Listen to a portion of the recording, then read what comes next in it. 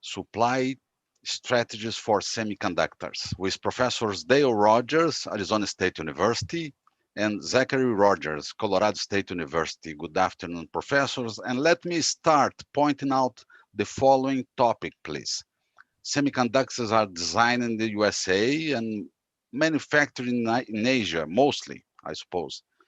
But for high-tech items and those that are even more sensitive, like military components, for instance, they are designed and manufactured in the USA, I suppose.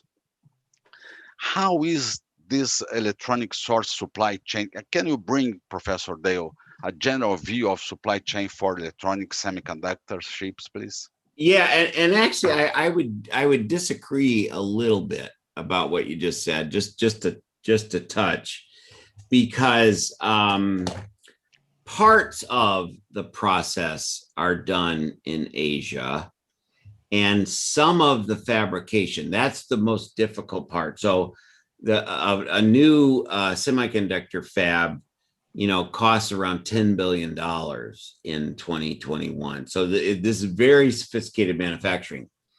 Most of the semiconductor manufacturers do not want to put, whether they're American or Korean or Taiwanese, they do not want to put a fab, one of these really expensive places, in China.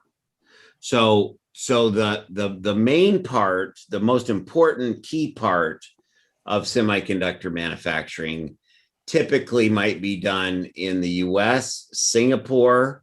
One of the very best semiconductor companies in the world is TSMC, Taiwan Semiconductor Manufacturing.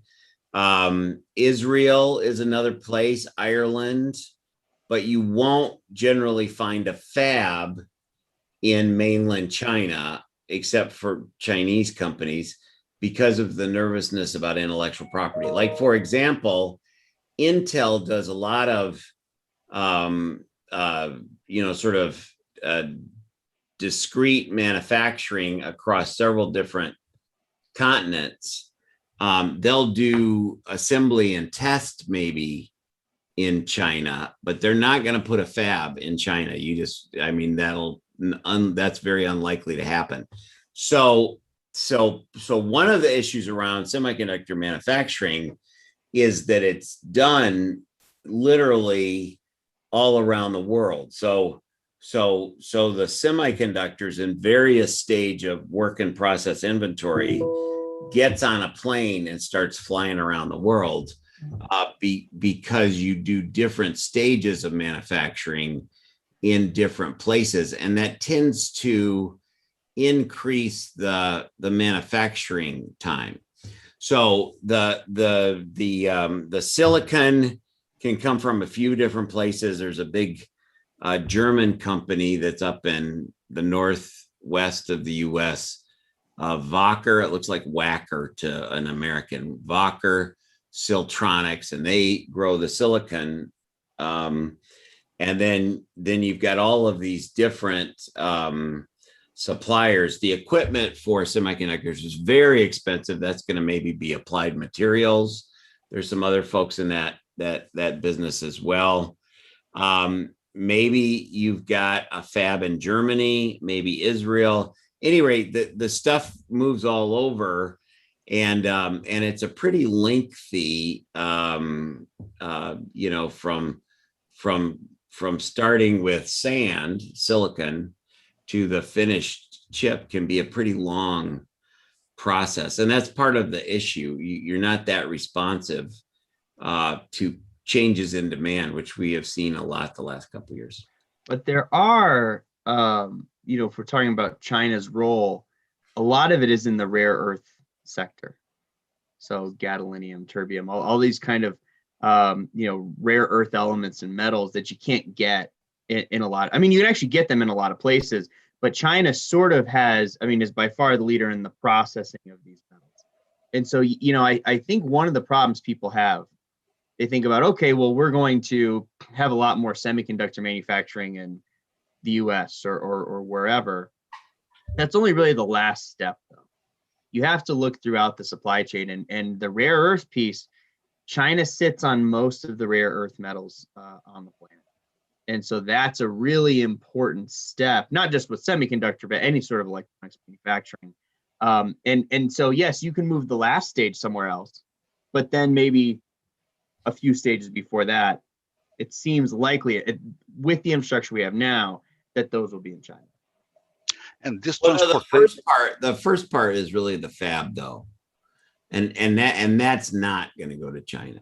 You know? No, it's not. But the elements that you use is what I'm saying. The elements, you mean the raw material for the semiconductors. Well, so not silicon, but the rare earths. But that would be more for a printed circuit board, I think. But because the raw material for a semiconductor are basically sand, the silicon, and then gold and different what we call dopants, which is chemicals that you expose the silicon to. The way you make semiconductors, it's kind of like silk screening a t-shirt or a sweatshirt or something, except really, really sophisticated because you're actually bending light and playing tricks. So there's for the most part, there's not actually, I don't think, rare earth in most semiconductors, but there would be on the board that the semiconductors are attached to. Okay. It depends on the level. There's lots of different levels of semiconductors. There's a big change right now in moving from RISC microprocessors, reduced instruction set computing, which is sort of the Intel kind of x86 processors, to ARM processors. And I just forgot what ARM means because I'm an old man, but like the Apple M1 chip and the NVIDIA stuff, those would be examples of ARM processors. So there's been a big change recently, and Intel is kind of rethinking their strategy because of all the changes in the semiconductor industry. Maybe they condensate some instructions. They pack some instructions to be gain velocity, gain speed in terms of processing. That's the idea behind a RISC chip, and it's how old is that sort of architecture? 40 years old, maybe something like that. And so we're moving into sort of a new age of ARM chips, and Intel has been relatively slow to embrace that. Actually, there are other manufacturers like AMD and other not so famous like Intel, but the supply chain flow is similar. So they go and back for several places in the world in terms of parts of the semiconductors. It's very tricky process, no? Well, like AMD doesn't. So this is kind of an interesting thing, Cavagna. So should you have a fab, which is these incredibly expensive factories, or should you not have a fab? AMD was always lagging behind Intel. They decided to sell off of all their fabs. So AMD is a fabless semiconductor producer. They design the chips, but they don't actually make them. They've outsourced the manufacturer. At first, they sold off their fabs, which are now part of a company called GlobalFoundries. So GlobalFoundries makes their chips. But what's happened is TSMC, Taiwan Semiconductor Manufacturing Corporation, TSMC can do 5 nanometer technology. So that's really, really skinny lines, that sort of silk screening thing. And that's really just an analogy. It's not really how it works. That silk screening thing, they bend light, and 5 nanometers is really, really thin. Like you couldn't possibly see it. Most of the semiconductor industry, there's only 2 companies that can do 5 nanometer. So it keeps getting littler and littler and littler. I remember when it was, 100 nanometers, I thought that was as small as it could get. But now we're down to 5. Intel can only do 7 nanometer technology. Samsung and TSMC can do 5. Well, AMD is now outsourcing their manufacturing not to their old company, which is Global Foundries. They're outsourcing it mostly to TSMC. So TSMC is not only designing their own chips and making them with this 5 nanometer technology, but they're also manufacturing, chips in their fabs, their fabrication factories, for companies like AMD who can't make their own chips anymore. They can't because they got rid of that asset, but they're able to outsource it. Now, if TSMC or somebody else says, "Oh, we're not going to do it for you anymore," then AMD is in trouble. Intel's new strategy that they announced 2 weeks ago, 3 weeks ago, maybe, I think it's 2 weeks ago, is that they're going to actually do contract manufacturing for other chip companies, other semiconductor companies, because they have a huge fab here in Chandler, Arizona, where Zach used to live, and not too far from where I live.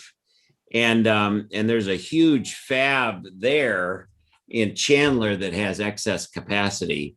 And so Intel's new strategy is to be a contract manufacturer, which is kind of an interesting thing. But the most important part of chip manufacturing is that really high intellectual property part, which is the fabrication.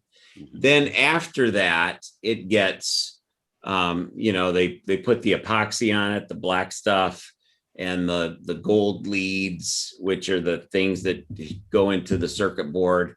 And they put all that stuff in. And that is a lower, it's not trivial, but it's a lower level of technology. And you can move that to China, Malaysia, wherever, and have that done cheaply. The fab is the key part. Part. Zach, based on the recent shortage, like toilet paper, but we are talking now about chips and semiconductors, is there a chance to become more stronger, the movements to reshore, to bring back factories and parts of the supply chain of electronics, the special electronics, I mean? I think there's pieces of it that are going to be critical. So we talked, I think last time we were here, the Biden administration is reviewing supply chains for some key industries. One of those being, semiconductors, pharmaceuticals. And so I would imagine there's pieces that we're going to bring back. But, it's so interesting because I think one of the reasons that, and this might have happened anyway, I think kind of two things have happened in the last year. One, a lot of global trade shut down and then came back, but was very slowed down because of the backlog. And so I do think people are seeing, okay, where are we overly dependent? You never want to be too dependent. I mean, outsourcing is obviously good, but if you're only outsourcing to one key place or a few key places, you can have over dependencies. The second piece, and this was something that was happening without COVID, although I think COVID sped it up in some ways, is the increasing intelligence of every piece of a company and just the pieces of your daily life. If you look at the things in your house that have a semiconductor in it now, or some sort of intelligence in it now, relative to how many things were intelligent 10 years ago, it's gone up like crazy. I mean, even a car now, the cars that I used to get driven around in by your other guest here, you roll up the windows and turn the radio on a dial. And now there's screens everywhere and you can do it, it's connecting, and my car is sending data back to General Motors saying, hey, the tires are getting low. I mean, it's doing all this stuff and companies are doing the same thing. And so everything's getting smarter and smarter. Well, that's going to take more semiconductors and things like this. So we really have two things going on. I think heightened awareness of dependency on certain places.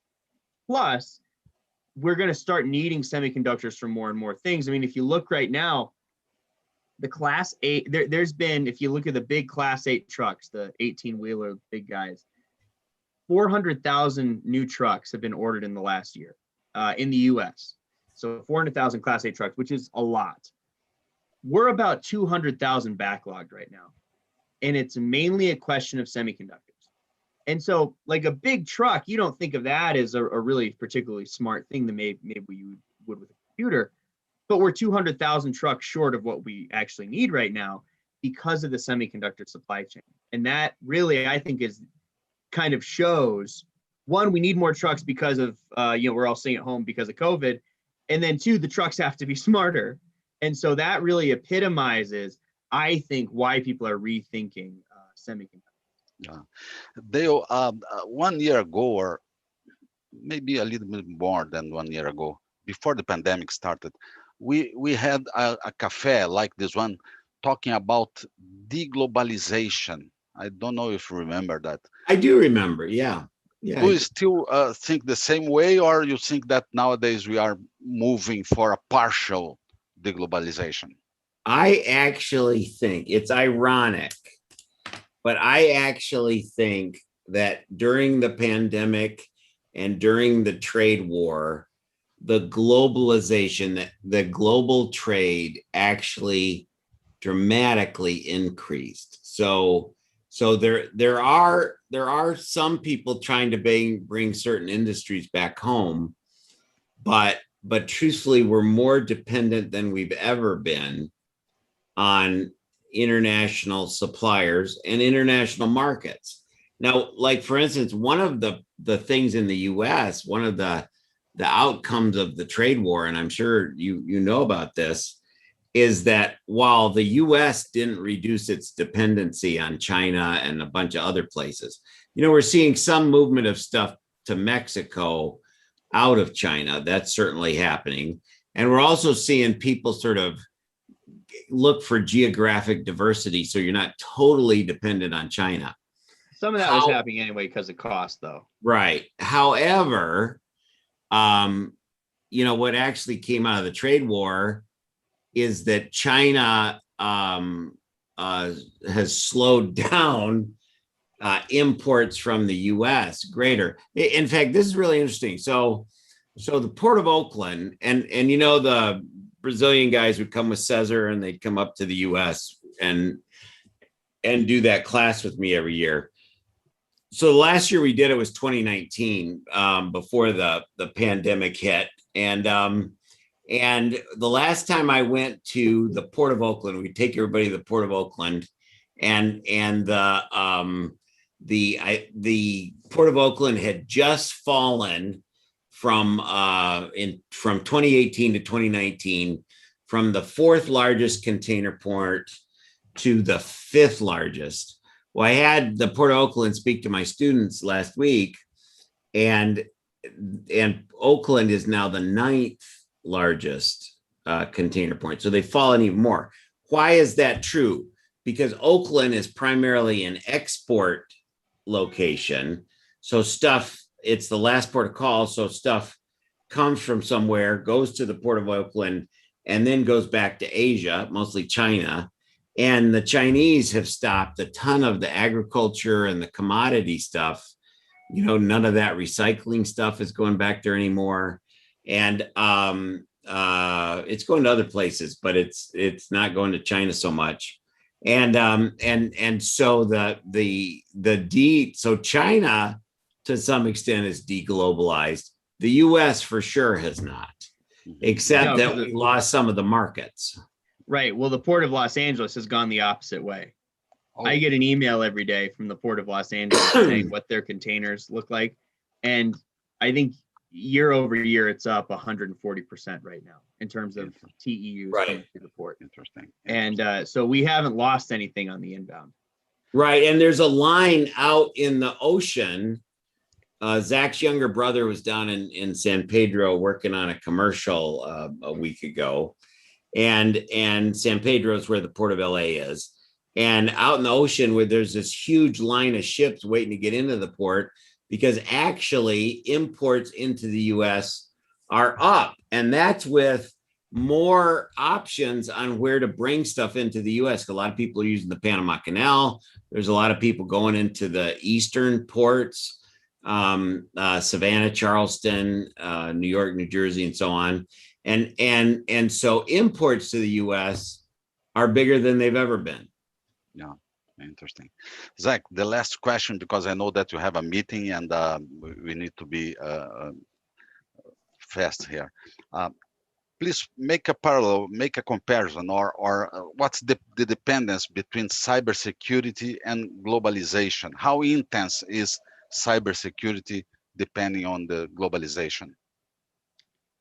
Well, basically the way cybersecurity works, and as we've discussed before, 65% of all cyber attacks happen through supply chain partners. And why we've seen this growth, and especially during the pandemic, we've seen cyber attacks really spike up, is because the way that cyber attacks work is the same way that sort of knowledge sharing works, and digitization of supply chains and organizations. So organizations have become very permeable. Information flows in and out very easily, and you want that because you want your supply chain partners to be able to work with you. As we have very permeable organizations, and they're international organizations, now we sort of have these doors open in all these different places all over the world. And so some of those places happen to be close to, or maybe even the same place where a lot of the cyber attackers are at, by the way. And so while it's allowed us to still function, because really it's amazing that the economy has functioned as well as it has. We really shut down, and yet for the most part, I mean, there's certain pockets where things are bad, but if you look at sort of a macro level, the economy hasn't been hurt nearly as much as I think we were predicting a year ago at this time. And that's really because of the increased digitization of business. People working at home can get online. We have all these new digital platforms. That's great because more interfaces. But those connections are also exactly what you want to attack if you're, hackers. If you look at attacks on people working from home, they really spiked last summer. If you look on attacks on infrastructure, like digital infrastructure, like Zoom and VPN services and places like that, that really increased about 2 months later when all the information got moved there. And so as we've I'm actually writing a paper, I just had a meeting about it this morning with Tom Choi, that we're calling, cybersecurity and supply chain dancing with the antagonist. Because as companies change the way they're oriented, the antagonists then change again. And so then you have to move away from them. And it's very different from other types of disruptions, because a hurricane happens, a hurricane doesn't know where you are or what you're doing. It a hurricane happens, you adjust your company and you're fine. Cyber attacks happen, you adjust your company, and then this is the dancing part. The attackers move with you. And so as we get more globalized, the opportunities and ways you can be attacked are certainly increasing. Can be bigger, yeah. Dale, the last comments, please, related to do you expect the semiconductor supply chain stay the same for how long? How can be the modifications? Well, so if you think that a new fab, and it varies depending on the sophistication of the semiconductor, but a new fab, if it costs $10 billion, that's a real sort of barrier to entry, and it's an asset you can't move around very much. So certainly we're going to see new fabs built. They're expanding the one out here in Chandler, Arizona, but you can't move that level of capacity. I mean, it would be more expensive than moving an automobile plant, which that's very expensive too. So the fab part, which is the most important part, that can't change that quickly, I don't believe. The other parts, the more downstream part of the manufacturing process, that can be adjusted. It's easier. Yeah, it's easier, but the sort of choke point, the bottleneck, which is the fab, you can't change that very quickly. Now, having said that, we're getting larger and larger silicon discs, 12-inch silicon discs, and so you put way more chips on it. So there's been new technology that can actually improve output. But you're not going to move a fab out of Israel or out of Chandler, Arizona, and just pop up another one quickly because it costs so much money So much to. money. Yeah, Yeah. perfect. It was a pleasure to having Professors Dale Rogers and Professor Zachary Rogers today. Thank you very much. Great. Nice to talk to you. Yeah, Thank you. thanks for having us. That's great. Thank you. Have a good day, boss. All right. See ya. Bye bye. See Bye, you.